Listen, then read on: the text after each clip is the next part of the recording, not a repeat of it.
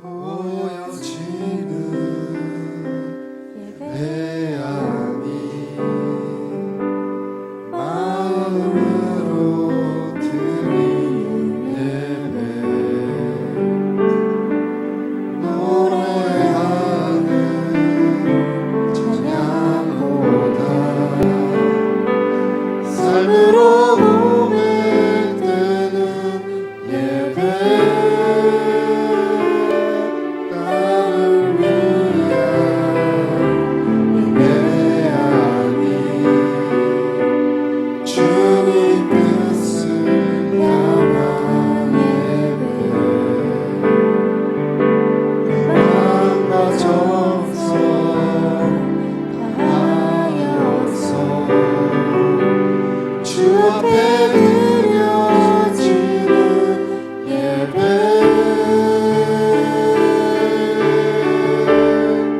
주 앞에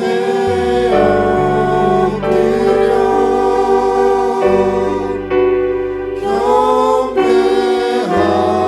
경배합니다.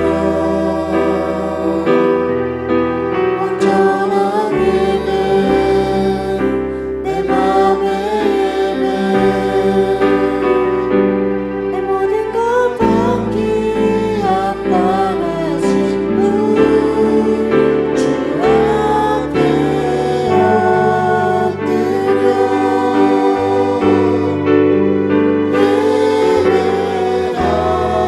예배합니다. 나의 모든 삶 나의 모든 뜻 말씀 앞에 순종하는 삶의 예배 드리기 원하네.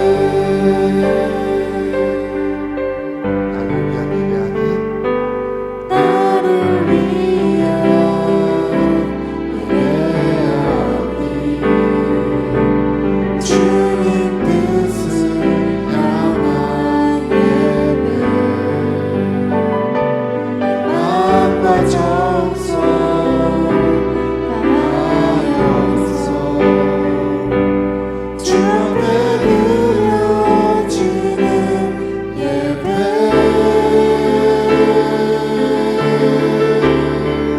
주 앞에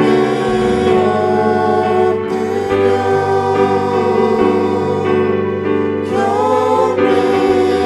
경배합니다. 온전한 예배 내 맘의 예배 내 모든 것 받기 합당하신 분 주 앞에 엎드려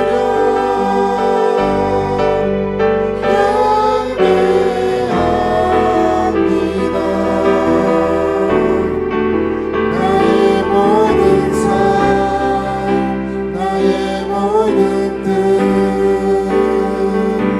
말씀 앞에 순종하는 삶의 예배 주 앞에 엎드려 주 앞에 엎드려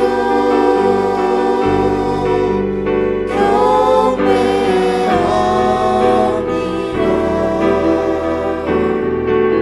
온전한 예배 내 맘의 예배 내 모든 것 받기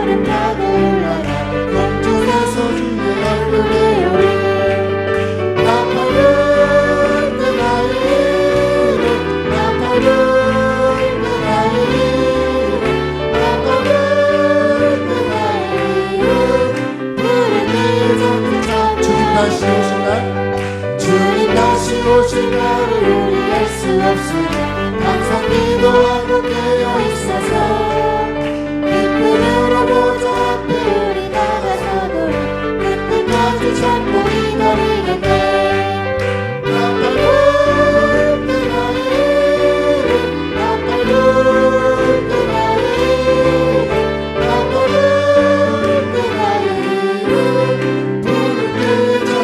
다시 한번 찬양하시겠습니다. 하나님의 덕발 소리 천지 진동할 때 예수 영광 등에 부른 것이고 천사들 새겨 왕국 오는 곳에 보내 구원하는 성도들 무덤 속에 장가 던져 무덤 속에 장가 던져 그때 다시 일어나 영화로운 그의 승리 얻으리 주의 택한 모든 성도들을 나고 올라가 주의 얼굴에 나팔불게 나팔을 때 나의 이름 나팔을 때 나의 이름 나팔을 때 나의 이름 부를 때에 정신 잡으며 주님 다시 오실 날 주님 다시 오실 날을 우리 알 수 없어 항상 기도하고 깨어 있어서 기쁨으로 보좌 앞에 우리 나가서 참고 기다리 나팔을 나팔을 때 나의 이름 나팔을 때 나의 이름 나팔을 때 나의 이름 부를 때에 정신 차려 나팔을 때 나의 이름 나팔을 때 나의 이름 나팔을 때 나의 이름 나팔을 때 나의 이름 부를 때에 정신 차며 하겠네.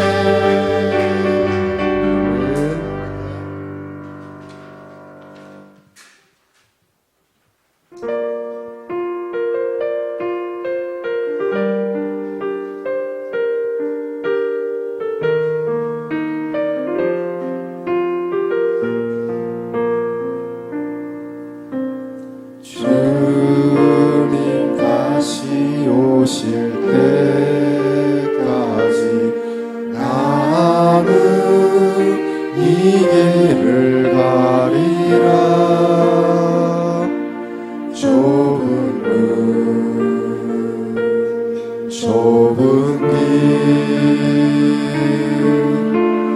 나의 십자가 지고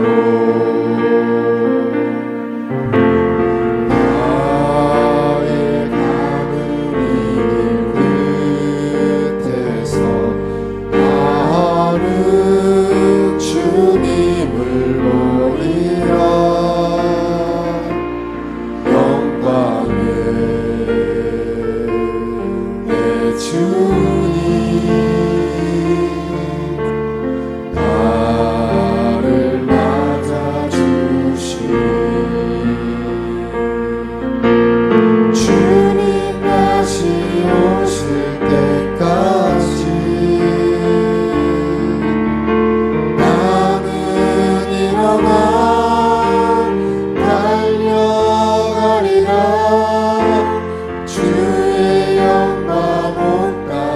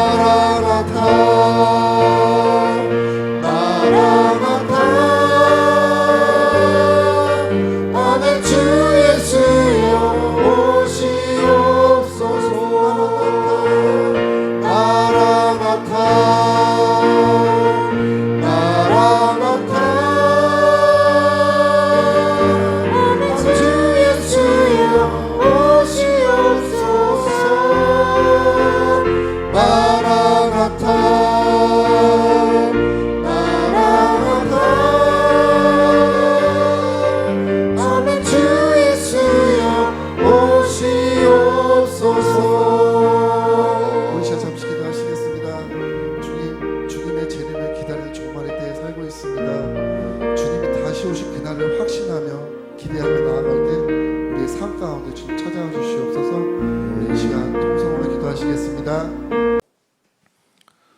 성전으로 부르시니 감사드립니다. 우리의 마음과 생각이 주님을 향하게 하시고 아버지께서 베풀으신 것들에 대해서 감사하고 또 기쁨으로 영광 돌리는 귀한 시간으로 삼아 주옵소서. 주께서 하실 것에 대한 기대함과 소망함이 날마다 우리 심령 가운데 새로워지게 하옵소서. 예수님의 이름으로 기도드립니다. 아멘.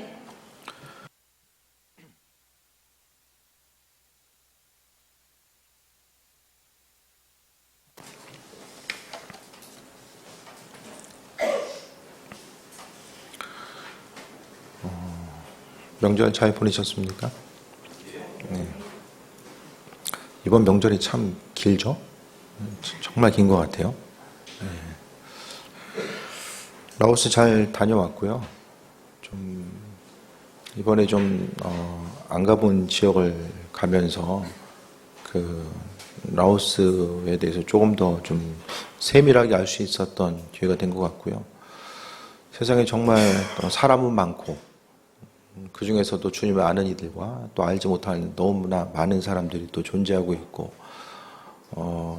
이 땅 가운데서 우리가 또 맡겨진 사명을 또 어떻게 감당해야 되는가, 여러 가지 생각을 하게 된 또 시간이었습니다. 그래서 앞으로 교회의 선교의 방향성도 어떻게 잡아가야 되는 것인지, 라오스도 예를 들어서 보게 되면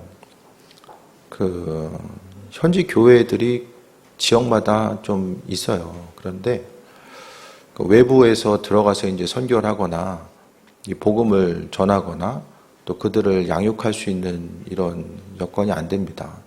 정부 감시 때문에 그것이 참 힘들고, 그러니까 자생적으로 스스로 교육하고 나아가야 되는데 교육에 대한 또 성경 공부라든지 또 말씀을 가르치고자 하는 이런 전반적인 상황 자체가 안 돼요.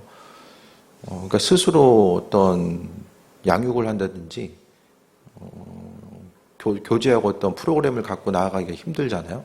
외부에서 도움을 받아야 되는데 시골로 가면 갈수록 이런 북한처럼 이렇게 감시하는 이런 시스템이 있기 때문에 좀 어려움들이 상당히 많이 있습니다.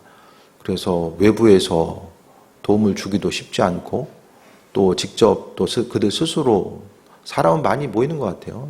밴드에도 사진 올렸지만은 아이들도 많고 또 세대가 젊기 때문에 많이 있는데 그 가운데서 어쨌든 좀 새로운 것들을 받아들이고 하는 부분들이 좀 많은 어려움들이 있는 것 같고, 그래서 한 가지 느낀 거는 좀 선교센터가 좀 중요한 일을 하지 않을까.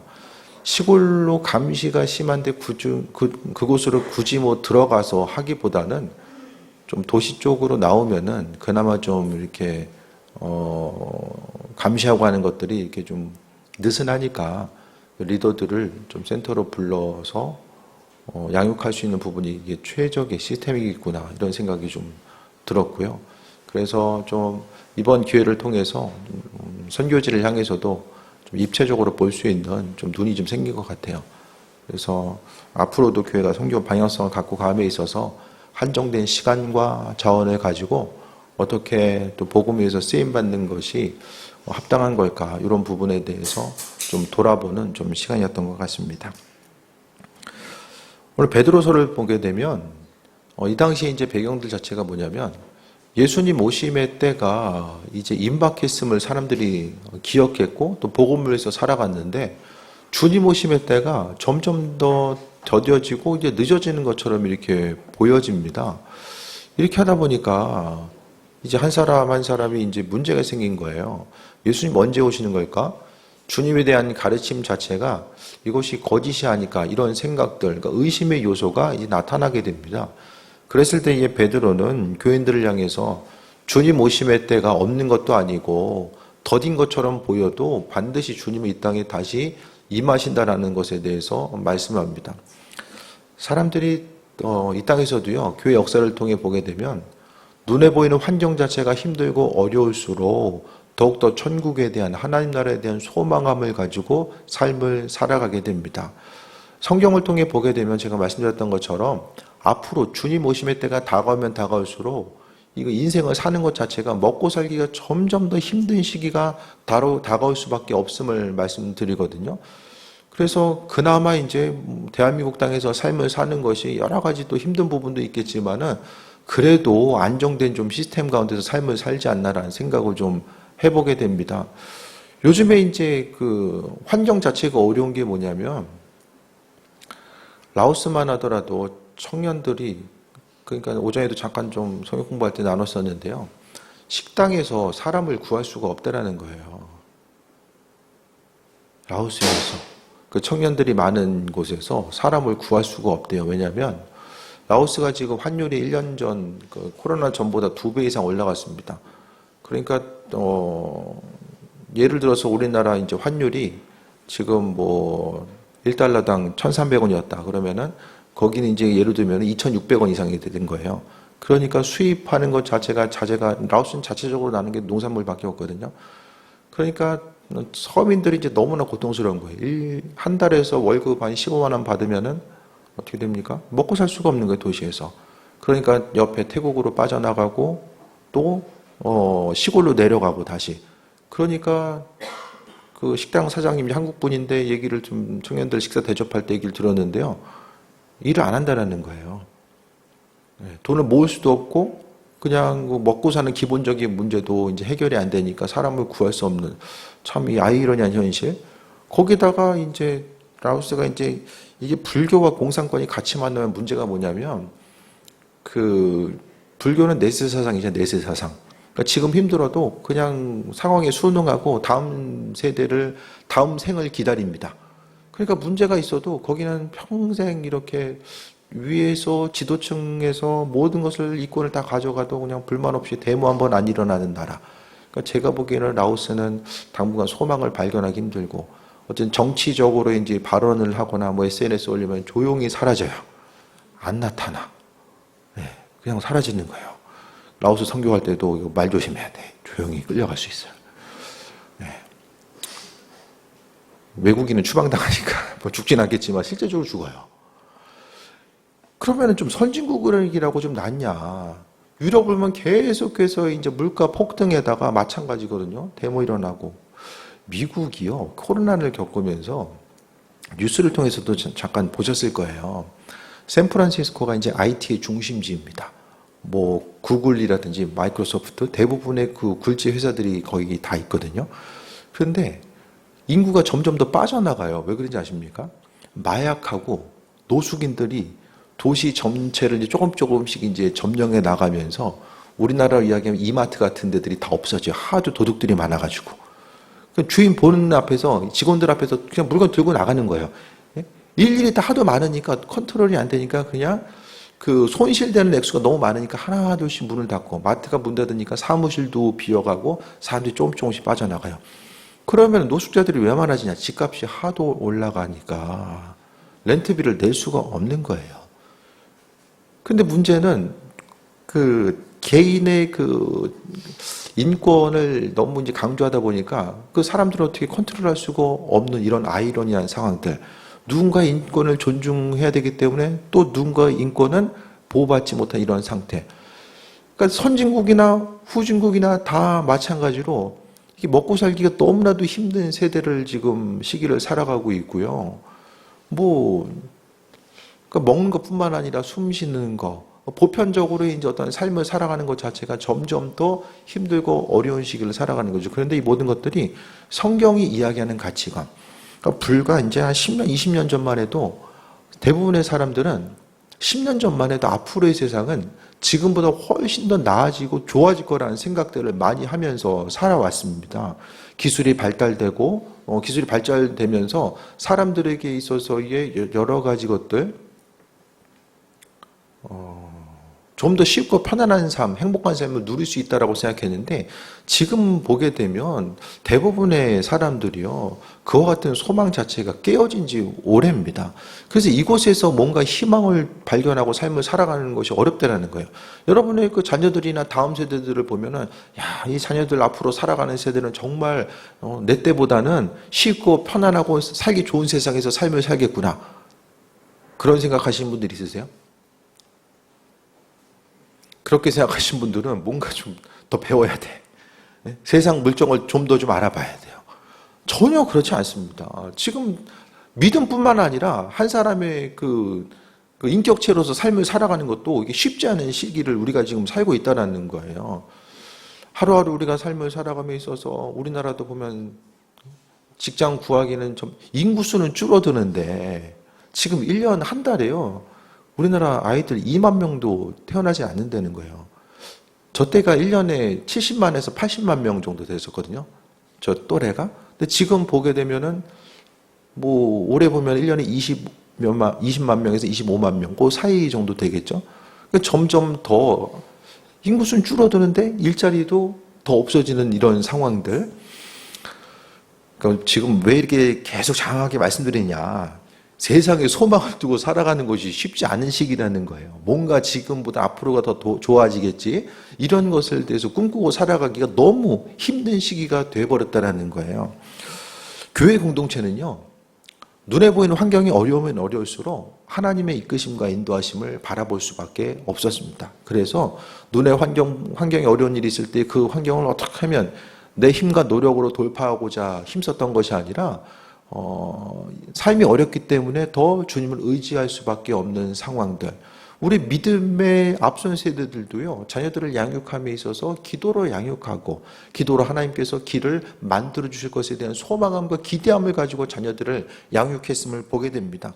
그래서 세상은요, 점점 더 변수들이 많아져요. 환경에 대한 변수, 경제적인 변수, 육체적인 변수, 확실한 게 어디 있습니까? 다 이 다양한 변수들 앞에서 우리는 어찌할 바를 모르는 이런 상황들이 많이 펼쳐질 수밖에 없다라는 거예요. 그렇기 때문에 우리는 하나님 나라를 바라봐야 되고 또 이 땅 가운데서 맡겨진 사명들을 감당해야 됨을 또 말씀드립니다. 선교제를 통해 보게 되면 사람들이 너무나도 이제 힘들고 어렵게 살아가는 사람들이 많이 보이는데 문제는 이 땅에서도 힘들고 죽음 이후에도 또 주님을 모르기 때문에 더 힘들어질 수밖에 없는 이런 안타까운 현실들이 펼쳐질 수밖에 없다라는 거예요. 그래서 우리가 이 땅 가운데서 하나님 나라를 바라봐야 되고 재림이라는 것이 무엇입니까? 예수님께서 이 땅에 다시 임하심의 때 성경 가운데서 예수님은요 이 땅에 다시 임하심을 약속하고 있거든요. 그러니까 우리가 죽음 이후에 하나님께 나가서 예수를 만나든 예수님께서 이 땅에 재림하시게 되면 모든 사람들이 동시에 예수님을 만날 수밖에 없는 이런 환경들. 근데 준비되어 있는 삶의 모습은 그 신앙인들은 주님 만남의 때가 은혜와 축복의 때고요. 준비되어 있지 않는 이들에게 있어서는 멸망과 심판의 때임을 말씀하고 있습니다. 내일 예수님 이 땅에 오셨으면 좋겠다. 손 한번 들어보세요. 내일 오셨으면 좋겠다. 과감하게 들어, 그냥 과감하게. 더 살아야 돼요?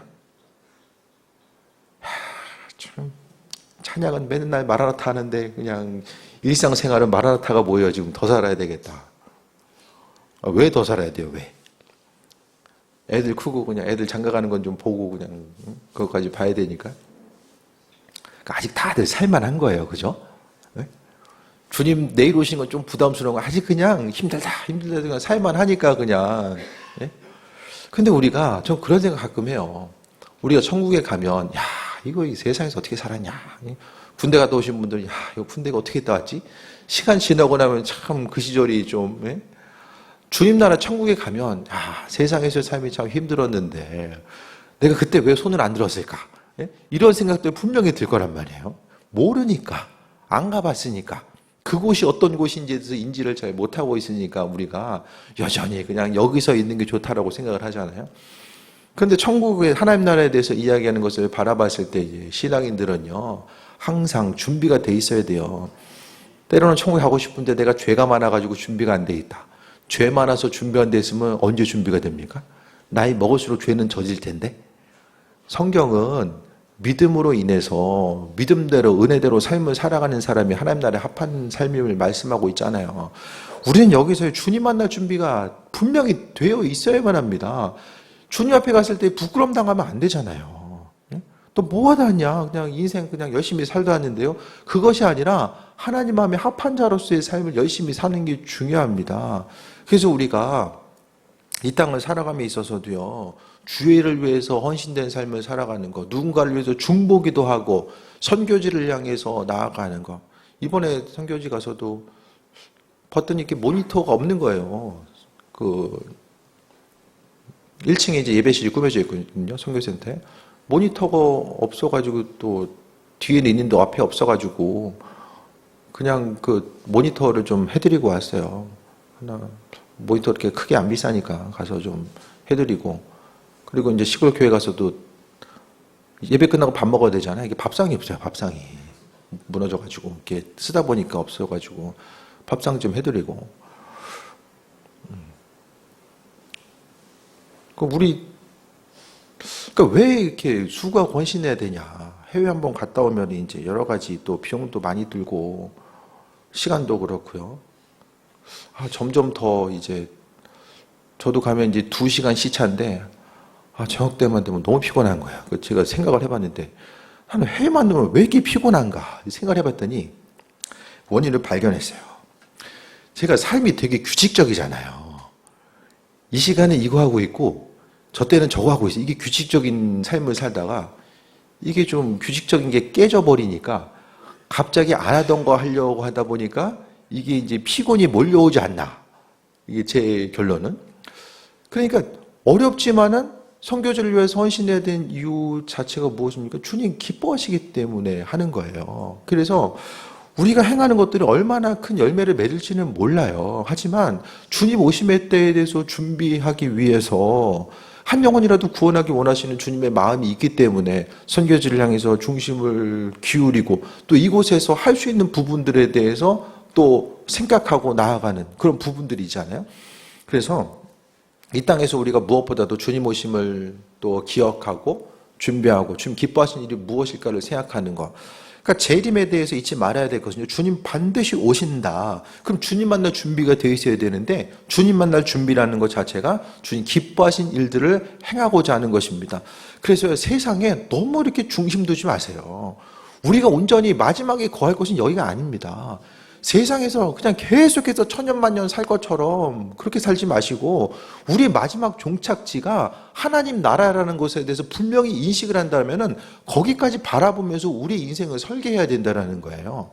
그래서 항상 주님 원하신 일들이 무엇일까에 대해서 돌아보는 온전한 삶을 살아가야 되는 거죠. 베드로서는요. 예수님 늦게 오시는 것처럼 재림이 더뎌 보이니까 베드로는 이야기합니다. 사람들이 물어봤겠죠. 예수님 언제 오십니까? 이거 안 오시는 거 아니에요? 재림의 때가 없는 거 아니에요? 수많은 사람들이 생각하고 지금 이 시대에도 많은 이들이 예수님 재림 또 주님 만날 것에 대해서는 별로 소망 가지고 살아가지 않습니다. 그럼 죽으면 죽는 거예요. 그때 뵈면 뵙는 거지. 이 땅을 살아감에 있어서 많은 이들이 하나님 나라 천국에 대해서는 별로 의식하면서 삶을 살아가지 않는다라는 거예요. 그랬을 때에 베드로 사도는 이야기합니다. 사랑하는 자들아, 주께는 하루가 1000년 같고 1000년이 하루 같다는 이 한 가지를 잊지 말라. 하나님의 시간의 개념은 우리와는 다르다. 우리에게 있어서 많은 1000년 같은 시간이라고 할지라도 하나님은 하루와 같은 시간일 수도 있고 시간의 개념 자체가 우리와 하나님과는 다르다라는 사실을 분명하게 말씀하고 있습니다. 우리는요, 아무리 오래 살아봤자 100년 남짓한 시간의 이런 상황, 그 테두리 가운데서 모든 것을 판단하거든요. 그런데 하나님은요, 하나님의 관점과 인도하심과 예비하심을 바라보는 거예요. 이 뉴스에 봤더니 과학자들이 블랙홀을 연구하면서 제가 자세히 못 봤는데 그 영화 인터스텔라의 내용이 이게 사실일 수 있다. 그것을 이야기하더라고요. 인터스텔라라는 건 무엇입니까? 이게 1차원, 2차원, 3차원. 이 차원이 겹치는 것을 이야기하거든요. 우리가 지금 눈에 보이는 차원이 있는데 또 한 차원이 이 지구상에서 움직여지고 있는 거예요. 또 다른 한 사람, 또 다른 내가 움직여진 이런 상황들을 이제 다차원적으로 이야기하고 있거든요. 그 인터스텔라가 상당히 성경적인 영화예요. 꼭 한번 좀 시간 되시면 보세요.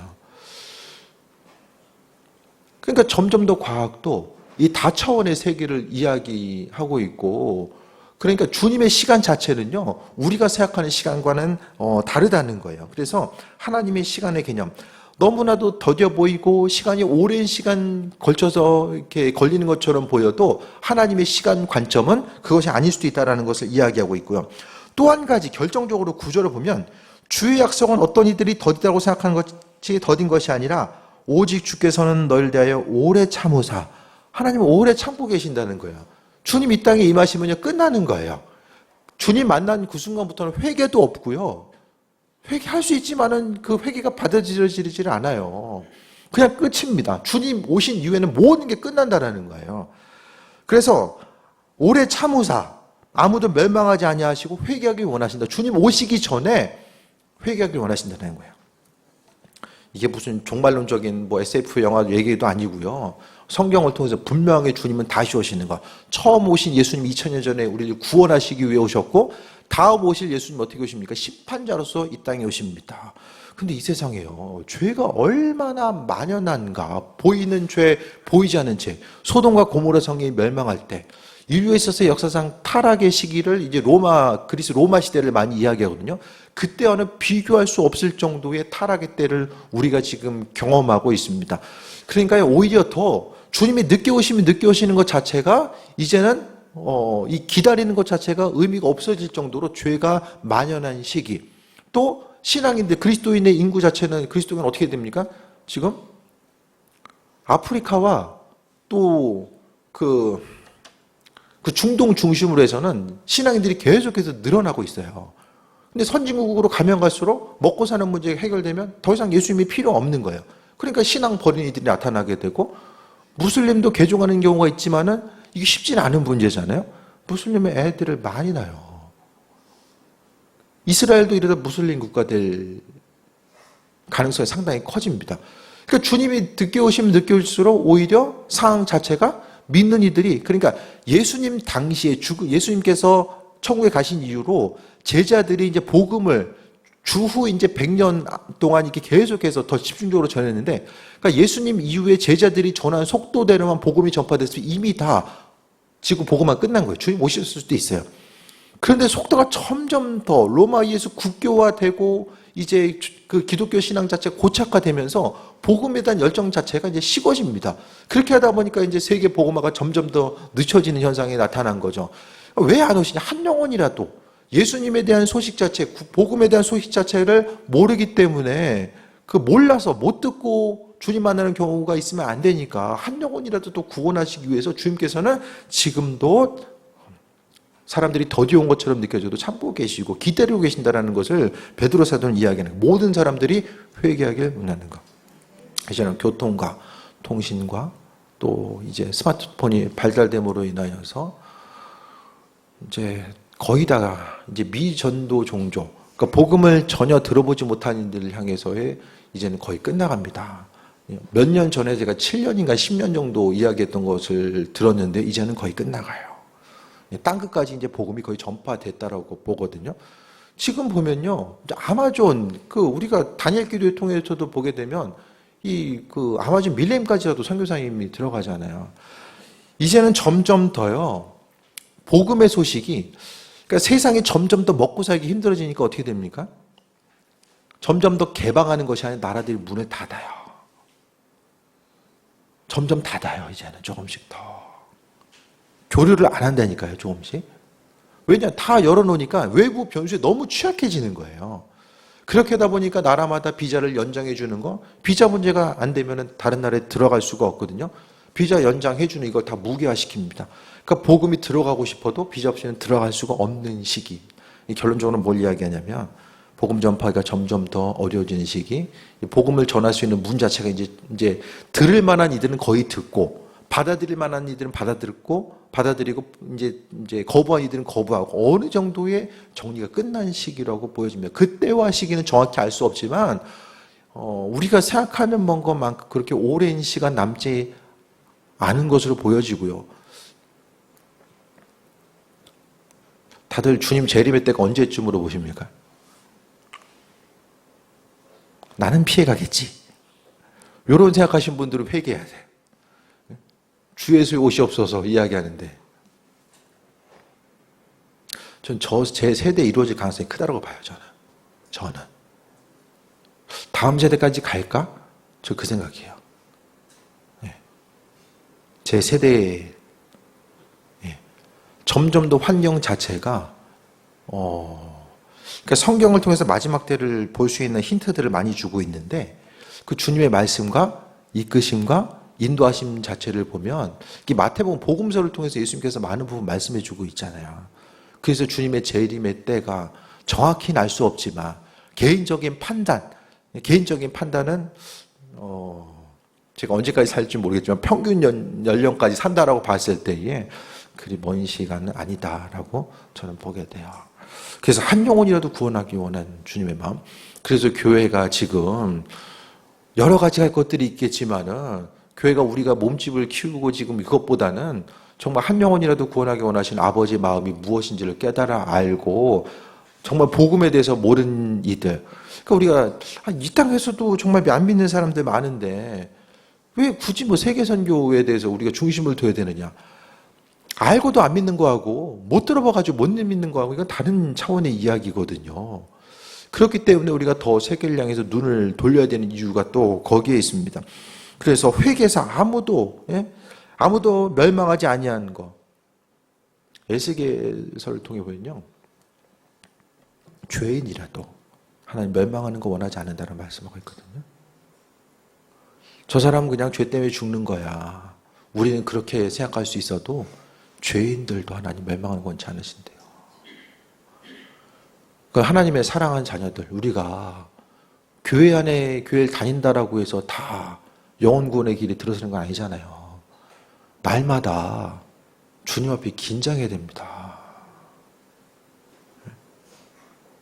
긴장해야 됩니다. 이 긴장감이 사라지는 그 순간 쉽고 편안하고 그냥 특별한 기도 제목 없이 그냥 이 정도 살면 되겠구나. 그 순간이 우리 인생 가운데 가장 위험한 순간이에요. 내 인생에 그냥 주님 아니더라도 그냥 먹고 사는데 기도하지 않고 주님을 굳이 찾지 않고 예배하지 않아도 내 인생 살아가는데 별로 지장이 없고 그 순간이 하나님 보시기에는 가장 위험한 순간일 수 있다는 거예요. 그래서 모든 사람들이 그냥 세상에서의 삶에 소망을 두고 대부분 다 어떻게 하면 돈을 더 벌 수 있을까? 어떻게 하면 더 많이 벌어가지고 더 쌓아놓고 쉽고 편안한 인생을 일 안 하고 살 수 있을까? 그것에 대해서 대부분 꿈꾸며 살아가잖아요. 신앙인들은 좀 다릅니까? 다 대부분 비슷한 생각하면서 살아가잖아요. 근데 지금 우리가요, 하나님 말씀을 통해서 시대를 분별할 수 있어야만 합니다. 하나님 말씀을 통해서 세상을 바라보고 시대를 분별하면서 내가 지금 무슨 일을 하면서 어떻게 살아가야 되는가, 어디에 마음의 중심을 두고 삶을 살아가야 되는가를 잊지 말아야만 합니다. 그래서 우리가 세상 가운데서의 주님의 재림, 아버지께서 오실 것에 대한 소망함과 기대함에 대해서 바라봐야 되고요. 10절 보면 그러나 주의 날이 도둑같이 오리니 사람들이 전혀 생각하지 못할 때 교회 가운데서도 더 이상 이단들이 하도 시한부 종말론, 주님 이때 오신다 저때 오신다 이야기하니까 기존 교회에서는요 이 종말론에 대해서 이야기를 안 하는 거예요. 그냥 이단처럼 보일까 봐 얘기 안 합니다. 근데 그게 아니라 성경은 분명 예수님도 주님 오심의 때 마지막 때를 얼마나 많이 복음서를 통해서 강조하고 있어요. 그런데 도둑같이 오리니 사람들이 전혀 인식하지 못하고 얘기가 안 나올 때 도둑같이 오시는데 하늘이 큰 소리로 떠나가고 물질이 뜨거운 불에 풀어지고 땅과 그 중에 있는 모든 일들이 드러난다. 천지가 요동하는 그런 순간이 분명하게 오게 된다는 거예요. 그래서 신앙인들은 지혜가 있어야 되고 능력이 있어야 되고 시대를 분별할 수 있어야 돼요. 시간이 가면 갈수록 나이가 들면 들수록 몸도 약해지고요. 마음도 약해져요. 선교지 가면은 다음번엔 2번 오고 한 번만 와야지 꼭 이렇게 생각을 하고 돌아오게 되면 또 이제 사명도 감당해야 되니까 또 움직이게 되고 점점 더 뭔가 마음이 약해진다니까요. 모든 것을 저도 신앙생활 하다 보면 참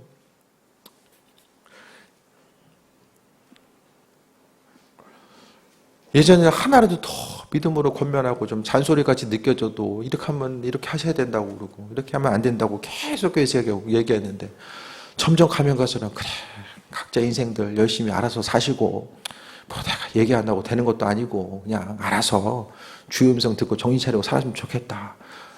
아실 거예요. 제가 요즘 점점 더 얘기 안 하는 거. 의지가 점점 사라져. 이거 언제까지 이거 계속 얘기 안 한다나. 얘기 듣지도 않는데.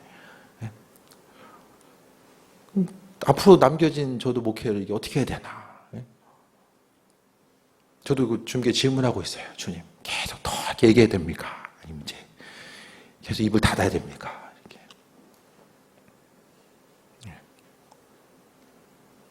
근데 또 주님 오심의 때를 생각하면 더 얘기를 해야 되는데. 자, 이것도 하나의 딜레마예요. 좀 더 주님께 묻고 답을 얻어서 꼭 꼭 말씀하라고 하시는 것들만 좀 하고 아닌 것들은 안 해도 되지 않을까, 뭐 그런 생각도 좀 하고요.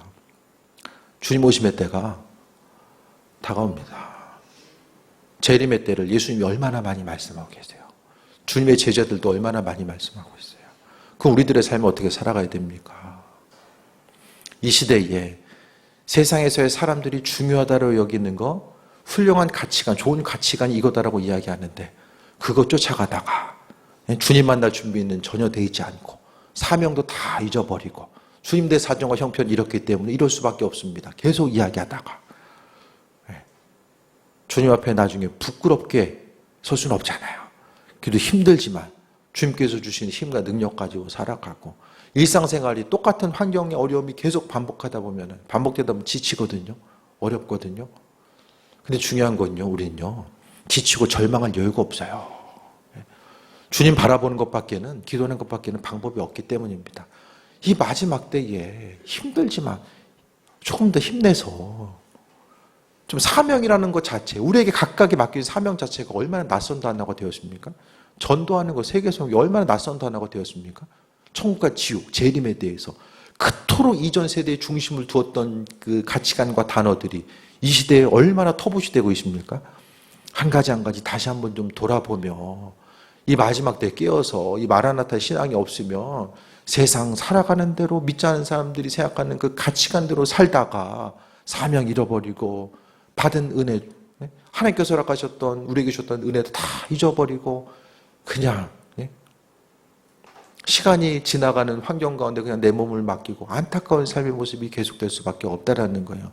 말씀 가운데 깨어있고 주님께서 하라고 하신 것들은 힘들지만 생명 다해서 행하고 하지 말라는 것들은 하지 않고 믿음으로 깨어있지 않으면 주님 만날 때가 우리가 생각하는 것만큼 그렇게 많은 시간이 남지 않을 수 있다는 것에 대해서 기억하고 주님의 시선으로 세상을 바라보면서 살아가는 것, 그 마라나타의 신앙이 있어야지만 마음에 여유가 있습니다. 주님 허락하신 마음이 없으면 계속 환경에 쪼여들어요. 눌리고 계속 쪼여들어요. 무엇을 더 어떻게 해야 되는가? 말씀대로 승리하시고 주님께서는 반드시 이 땅에 임하실 때가 온다라는 거, 주님 만날 때가 다가온다라는 것에 대해서 기억하시고 하나님 허락하신 은혜 가운데 이 마라나타의 신앙, 주님 어서 오시옵소서라고 하는 이 믿음의 온전한 신앙 가지고 주님 오실 때까지 믿음으로 달려가고 주님 허락하신 은혜 가운데 강건함 누리는 귀한 삶 되시기를 축원드립니다. 우리 찬양하고 기도하겠습니다. 왕이신 하나님 찬양하고 기도합니다.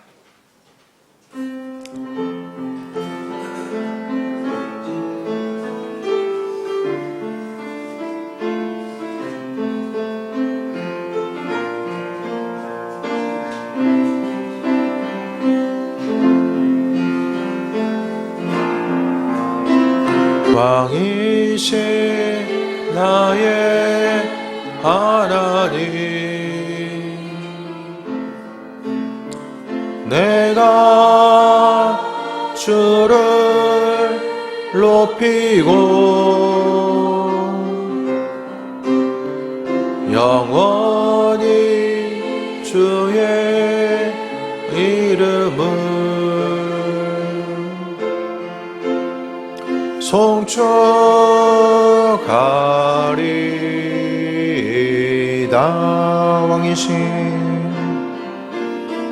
왕이신 나의 하나님,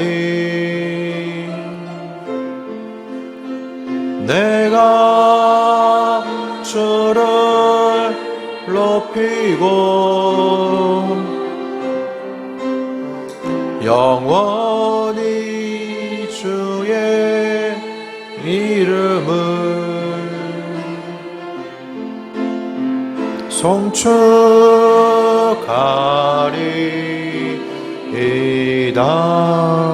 말씀 붙들고 기도합니다. 주님 이 땅에 임하실 점 있습니다. 주 예수여 오시옵소서. 주 예수여 오시옵소서.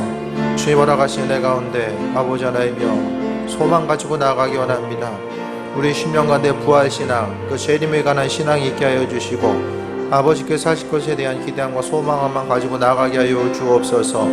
세상의 마음의 중심을 두고 살다가 하나님 나라 잊어버리지 않게 해주시고, 주여 하나님이여 아버지께서 우리를 향하신 부르심의 뜻이 있음을 기억하고 나아가게 하여 주옵소서. 주여 하나님, 소중한 일과 또 버려야 될 것들이 무엇인지를 깨달아 알게 하여 주시고, 주여 지혜와 능력으로 임하시옵소서. 아버지 하나님, 강건함으로 지키시고 인도하여 주시며 모든 것이 다 하나님의 은혜임을 기억하고 나아가기 원합니다. 주여 하나님, 일하시고 인도하여 주옵소서. 하늘문 여시옵소서. 우리의 삶의 여정 가운데 은혜와 생명으로 함께하여 주시고, 주님께서 충만함으로 일할 줄 믿사오니 주여 영광 받으시옵소서. 은혜로 임하시옵소서. 하늘을 열고 부으시고 역사해 주시며 주 뜻대로 우리를 사용하여 주옵소서. 주님 영광 받으시옵소서. 아버지 일하시옵소서. 주님께서 임하실 것에 대한 기대함과 소망감이 있사오니 아버지 하나님, 주님 만날 때까지 강건함 가지고 나아가기 원하오니 주여 역사하시옵소서. 은혜와 충만함만 가지고 나아가기 원합니다. 주여 새 일을 이루시옵소서. 주님 감사합니다. 날마다 우리의 삶이 하나님 나라에 대한 소망함만 가지고 나아가게 하여 주옵소서. 세상 보여지고 들려지는 것에 마음 빼앗기지 않게 해주시고 영원한 하나님 나라 바라보게 하여 주시며, 날마다 재림신앙이 우리의 심령 가운데 있어서 그리스도 예수 주께서 임하실 것에 대한 그 소망만 가지고 나아가게 하여 주옵소서. 주 영광 받으시옵소서. 예수님의 이름으로 기도드립니다. 아멘.